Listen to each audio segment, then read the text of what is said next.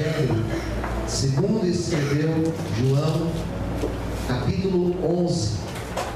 João, capítulo 11.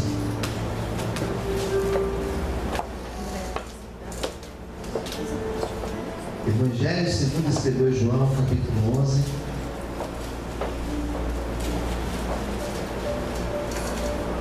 Vamos ler a partir do versículo 32.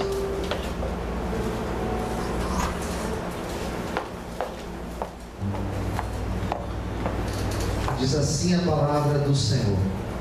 Os que já encontraram, digam amém. Amém. Vamos lá.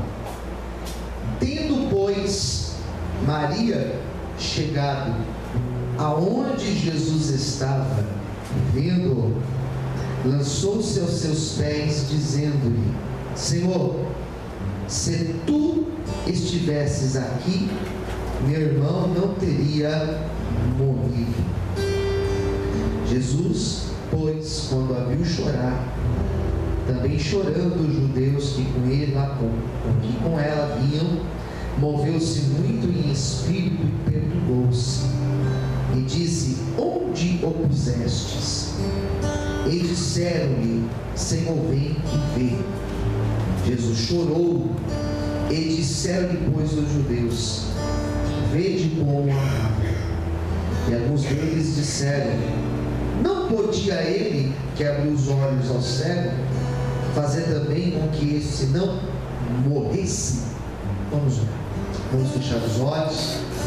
Soberano Deus, eterno Pai, fala conosco. Este é o momento da tua palavra, Senhor. Revela aos nossos corações o teu querer, tua vontade. Tire agora todo impedimento, distração, tudo aquilo que queira roubar, Senhor, a ministração desta palavra. E venha nos abençoar, Senhor. Abençoe aqueles que estão me assistindo por essa transmissão, aqueles que me ouvem de qualquer parte, Senhor.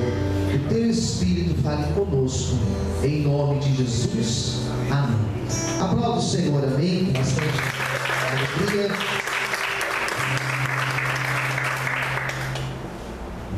Essa palavra, ela relata o último milagre. João fala sinal. Você pode escolher sinal ou milagre que Jesus realizou antes da sua morte e ressurreição. João começa a falar desde a transformação da água em vinho. Ele vai falar de curas, como a cura do paralítico, cura do cego. Ele vai falar da multiplicação dos pães. Ele finaliza, ele encerra falando Jesus ressuscitando a Lázaro. Esse milagre foi uma das últimas coisas que aconteceram antes da morte de Cristo. Semana depois ele já estava sendo morto e crucificado, e depois ressuscitando. O interessante do texto é que esta família era uma família que morava numa região chamada Betânia. E Betânia era um povoado afastado de Jerusalém, se eu não estiver enganado, uns 15 quilômetros de Jerusalém. Era um lugar onde eles odiavam Jesus. Odiavam Jesus, queriam matar Jesus, queriam acabar com Jesus. Os religiosos daquela região ficavam incomodados com a fama de Jesus. Jesus tinha uma fama. A fama de Jesus era de milagres, de cura. Eles incomodavam porque Jesus, em alguns momentos, ultrapassava o limite do sábado para curar alguém. Ficavam revoltados com isso. E o texto vai falar que naquele lugar era um lugar tenso para Jesus. Então, não era um lugar que ele frequentava muito. E naquele lugar, Betânia, Jesus tinha uma casa muito especial para ele. O texto vai dizer que Jesus, quando ia para Betânia, ele ia na casa de um homem chamado Lázaro. Lázaro tinha duas irmãs, Marta e Maria. E quando você lê o relato de João 11, mostra o vínculo de amizade que existia entre eles. Amizade. Nós não podemos confundir conhecido com amigo. Quem entendeu, diga amém. Conhecido é conhecido. Conhecido é aquela pessoa que você cumprimenta. Conhecido é aquele, talvez o conhecido é aquela pessoa da rede social. Às vezes eu encontro com pessoas na rua que eu olho assim e falo, eu já vi essa pessoa. E eu acho que é da rede social. Conhecido é aquela pessoa que talvez você passa lá no seu trabalho, às vezes você não sabe o nome. Se for uma empresa grande, você não sabe nem o nome. Mas você cumprimenta, é educação. Isso é conhecido. Não tem vínculo. Conhecido não é colega, porque colega você tem até um vínculo. Mas o vínculo de um colega é um colega, por exemplo, de trabalho. Você sabe até o nome. Talvez você já até comeu junto com ele. Talvez já foi até na casa dele. Mas é colega. É colega. É o vizinho da tua casa. É colega. Cheguei hoje em casa, depois do culto da manhã, tinha um carro parado na minha porta. Era do meu vizinho do lado. Me cumprimentou, me chamou pelo nome. Eu sei o nome dele. Pedi a gentileza que ele só afastasse para colocar o meu carro. Pronto, colega, não é amigo. Amigo é um vínculo maior, queridos. Amigo de sentimento. Jesus tinha amizade com esses três aqui. Quem entendeu, diga amém. É isso que eu quero que você entenda nessa noite. Diferença, colega, conhecido, amizade. Jesus tinha amizade, era sentimento. E a Bíblia vai falar que a irmã de Lázaro mandou uma notícia. A irmã de Lázaro mandou a notícia, versículo 3: mandaram-lhe, pois, suas irmãs dizerem: Senhor, eis que está enfermo aquele que tu amas. As irmãs de Lázaro disseram: Senhor, Lázaro está doente, está muito mal. Jesus era amigo. E na hora que essa notícia chega para Jesus, e chegou depois do retorno da notícia para elas: olha, deu certo, nós já avisamos para ele, tá? Pode ficar despreocupado, ele já está sabendo. A notícia chegou, queridos. Jesus respondeu, versículo 4: essa enfermidade ela não é para a morte, mas é para a glória de Deus, para que o Filho de Deus seja glorificado. Amém, queridos? A tua luta não é para a morte, a tua luta, amém, é para o nome de Deus ser glorificado. Aleluia. A prova que nós estamos passando hoje não é para a nossa morte, mas é para o nome dele ser glorificado. Você pode dar glória a Deus, você pode exaltar a ele por isso. Aleluia. Ora, 5, Jesus amava Maria, amava Marta, né, a sua irmã, e a Lázaro. Ouvindo, pois, que estava enfermo, ficou ainda 2 dias no lugar onde estava. Bom, Jesus não foi imediatamente. Jesus não foi na hora. Aqui começa um negócio diferente no texto. Amava. Será que Jesus estava com medo, pastor? Não estava com medo não. Mas Jesus não foi imediatamente. E a questão do texto, que todos perguntavam aqui no texto, é: mas ele não amava? Você conhece essa história?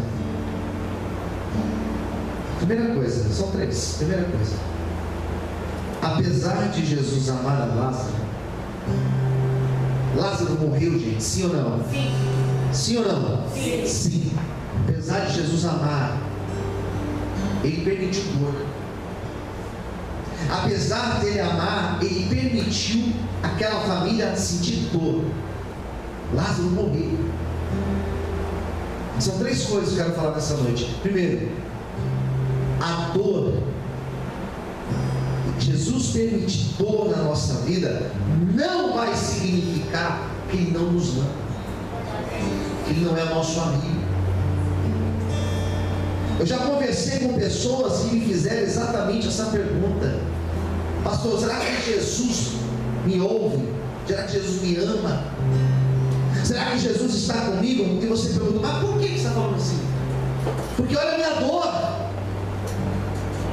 Dor aqui a gente pode substituir, se você quiser, substitua. Coloca a palavra desemprego. Ele me ama, eu estou desempregado. A dor aqui pode significar uma doença. Pastor, eu estou enfermo, estou com uma doença grave. Será que Ele me ama? Porque olha a minha dor. Dor aqui pode ser, sei lá, um problema na tua casa. Se Ele me ama, pastor, por que essa dor aqui na minha casa? Por que essa confusão aqui na minha casa? Nós podemos trocar essa palavra dor por várias outras palavras para trazer esse sentido. Jesus amava, mas Ele permitiu a dor, Ele permitiu que Lázaro morresse. Ele não foi imediatamente, porque ele percebe que quando Jesus chegou lá, as irmãs disseram, se o Senhor estivesse aqui, se o Senhor tivesse vindo, Ele não teria morrido, a dor não teria acontecido, o sofrimento não teria acontecido. E nessa noite Deus está dizendo para mim e para você que Ele permitisse uma situação de dor não significa que Ele não nos ama, porque a dor aqui nesse texto, ela significa crescimento. Posso ouvir amém, queridos? A dor é crescimento. A dor aqui nesse texto, ela significa amadurecimento. Nós amadurecemos, nós crescemos quando nós passamos pela dor. A dor aqui nesse texto, sabe o que aconteceu? Ela trouxe intimidade com Deus. A nossa dor, eu quero profetizar na tua vida. Você consegue levantar sua mãozinha para cima? Eu quero profetizar que a dor na tua vida vai trazer crescimento, aleluia, vai trazer amadurecimento. A dor na tua vida vai trazer intimidade com Deus. Você pode aplaudir o Senhor e exaltar a Deus nessa noite. Se é para Ele, aplauda mais forte, glorifica a Deus. Então, em primeiro lugar, primeira coisa, apesar de amar, permite dor. Eu tenho que ter responsabilidade, irmãos. Eu preciso ter responsabilidade como pastor. Eu estou ensinando a igreja. Eu preciso ter responsabilidade. Esse negócio de só vitória, isso não é verdade, é fake. Isso não é verdade. Isso é música que cantam aí. Isso é teologia positiva, não tem nada de Bíblia, não é Bíblia isso aí. É antibíblia, é antibíblico isso. Não, é só vitória. De agora em diante é só sucesso, só vitória. Isso não existe. É dor, queridos, é dor. E a dor, ela vai trazer crescimento para a gente, amadurecimento. A dor vai trazer intimidade com Deus. Eu não posso pregar uma loucura dessa, que a vida não vai ter dor, tendo na minha igreja onde eu sou pastor, pessoas sofrendo, pessoas tendo dor na vida. Quem está entendendo, diga amém. Pessoas sentindo dor. E eu estou aqui pregando agora, é só vitória. E a pessoa chega amanhã, segunda-feira, na dor. E agora, pastor? Não é verdade. Por que tem um monte de pessoas desviadas da presença de Deus? Porque elas ouviram dizer que é só vitória. E não é assim. Tem dor, queridos. Posso ouvir um amém? Amém. Eu vou pregar semana que vem sobre o não. O não de Deus. Diga para quem está ao seu lado, Deus fala não às vezes. Quem aqui tem filhos? Levanta a mão, só quem tem filhos. Filhos. Toda a maioria, né? Você fala não para os seus filhos, sim ou não? Sim, claro que nós falamos não. Por que nós falamos não? Porque nós amamos. E Deus não fala não? Você acha que Deus é só, vai, toma, vai, tá, pega então. Não. E ele sentiu dor. E por que ele sentiu dor? Por que ele morreu? Será que porque Jesus não amava? Não, Jesus amava. Mas aquela dor era necessária para trazer crescimento, amadurecimento e 3, intimidade com Deus. Ouviu? Quem entendeu? Diga amém. Amém. Segunda coisa, apesar de Jesus amar, apesar de amar, essa família aqui, teve que lidar com a espera. Porque Jesus não veio na hora. Tiveram que esperar. E o texto vai dizer que quando Jesus chegou, Lázaro já estava morto há 4 dias. Olha a demora. Espera. E lidar com a espera é complexo, é difícil. Porque nós queremos que as coisas aconteçam na mesma velocidade do nosso desejo. E nem tudo acontece no nosso tempo. Nem tudo acontece. Já é a primeira coisa. E segunda coisa, no nosso tempo. Nem tudo vai acontecer no tempo que eu determinei. Tem um tempo que eu determino e tem um tempo que Deus determinou. Tem um tempo que eu projetei, mas tem um tempo que Deus projetou. Hoje cedo eu contei aqui na igreja que tem algo que eu tenho orado desde dezembro, irmãos, que já era para ter saído em dezembro. Passou dezembro, mês inteiro de dezembro, nada. Janeiro, o mês inteiro. Já estamos aí em fevereiro, mais da metade de fevereiro, porque não é no meu tempo. Essa família teve que lidar com a espera de Deus. E lidar com a espera de Deus é compreender que existe um tempo de Deus para as coisas acontecerem. Tem um tempo de Deus, não é na minha pressa, não é na minha afobação, não é no meu hoje, no meu imediato, não é. E não há nada que eu faça que vai adiantar um minuto sequer. Não há nada que eu faça que vai antecipar a minha bênção um minuto. E também não há nada que aconteça que vai impedir um minuto sequer dela chegar no tempo certo do Senhor. Ou seja, no tempo de Deus, na hora de Deus, chegará a tua vida em nome de Jesus. Você pode aplaudir a Deus. Você pode exaltar o Senhor. Não aconteceu ainda, não é tempo. Não chegou ainda, pastor, não é tempo. Não cresceu tanto que eu queria, não é tempo de crescer tanto que você quer. Não fluiu como eu queria que tivesse fluído, pastor, não é tempo de fluir como você quer que flua. É no tempo de Deus. Posso ouvir um amém, queridos? Amém. Segundo lugar, tempo de Deus. Espera. Ter amizade com Jesus não significa que nós não vamos esperar. Vai ser tudo por plano antecipado? Não, tem espera. E em terceiro lugar, são 3. Terceiro, eles tiveram que lidar com a dor. Repita comigo, dor. Mais alto, diga dor.